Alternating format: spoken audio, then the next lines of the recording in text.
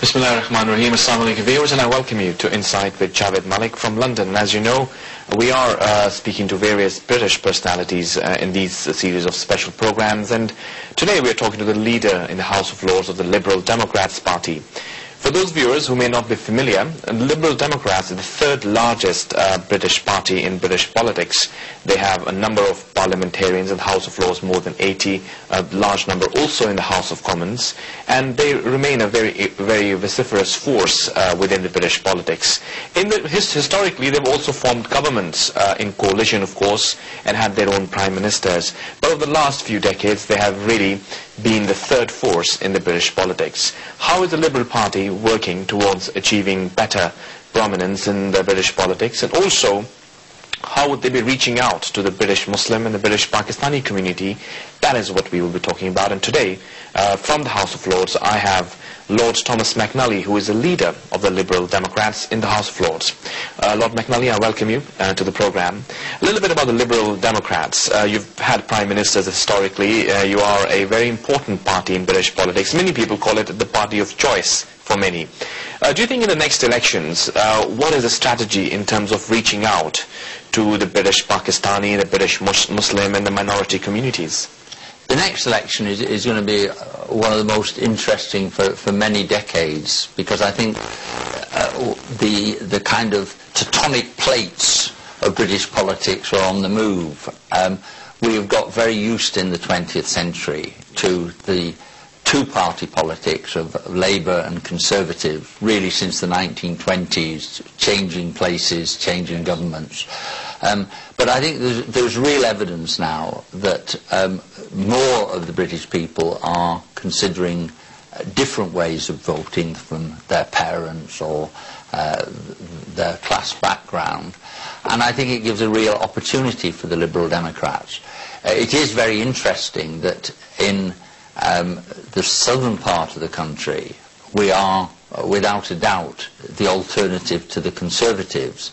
And in the northern part of the country, we are the alternative to the Labour Party. So we are a national party with national strengths. And I think that's what we're going to have to play on as the general election comes. One interesting development over the last decade, and I think it is of particular interest to the Muslim and Pakistani communities in this country, is that we've become a genuine force in urban politics. For a very long time, after the decline of the National Liberal Party at the beginning of the 20th century, we became very much a party of the rural fringes of Britain.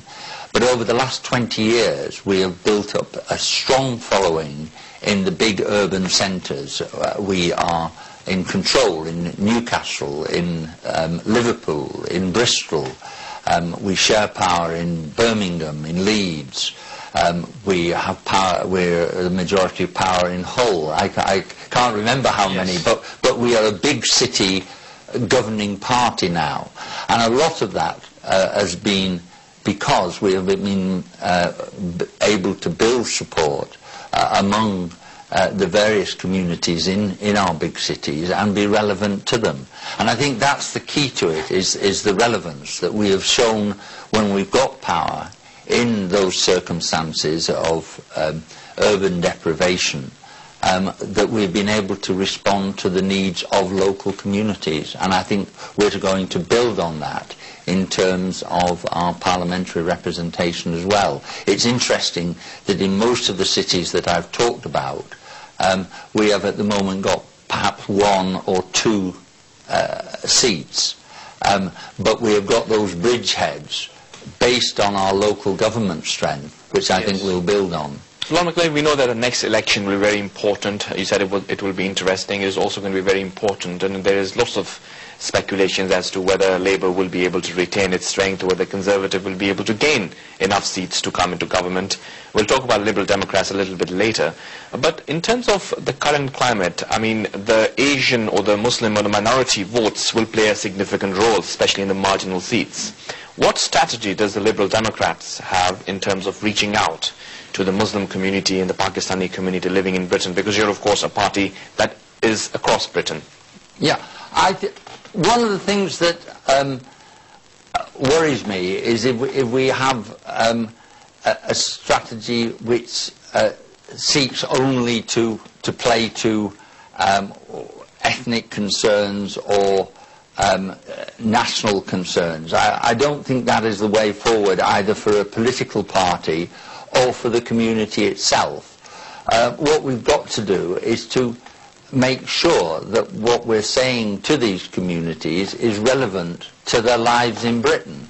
And the fact is that for a lot of Muslim communities, the problems are bad housing, lack of opportunity in jobs, a certain amount of racial discrimination.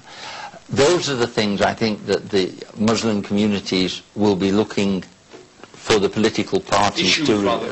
Yeah.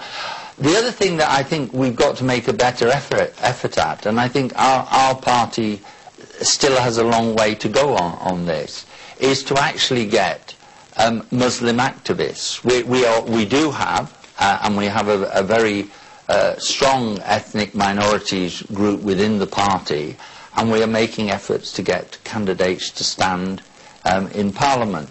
Thus far, it's been easier to get them to stand as local candidates, and we have many local councillors.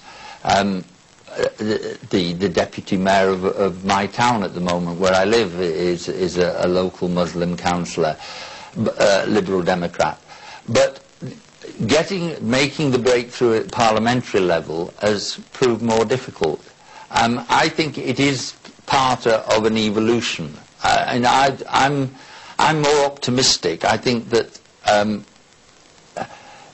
there are waves to assimilation in terms of immigrant communities. The ones that come over first take almost anything. They come as pioneers, and they rough it, and they live in bad accommodation. But most of them are aspirational for their children, and their children have less patience with a society that doesn't give them an equality of opportunity.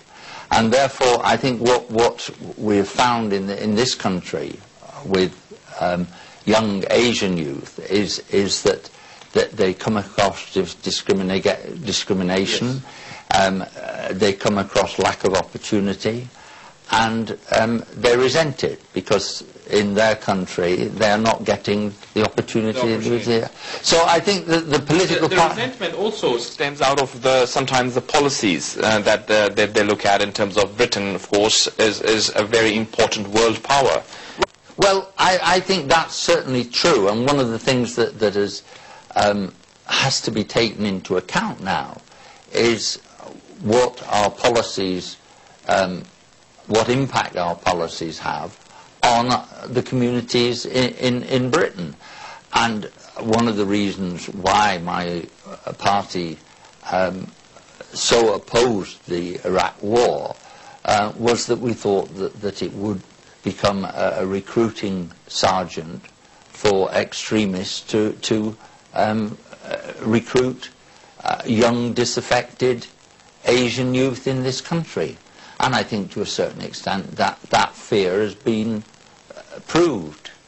I think what we in response to that, I think we've got to get in and talk to and educate and involve our Asian youth in this country so that they don't get tempted into extremism. But they're equally right to voice their concerns about aspects of British foreign policy which they see as being wrong.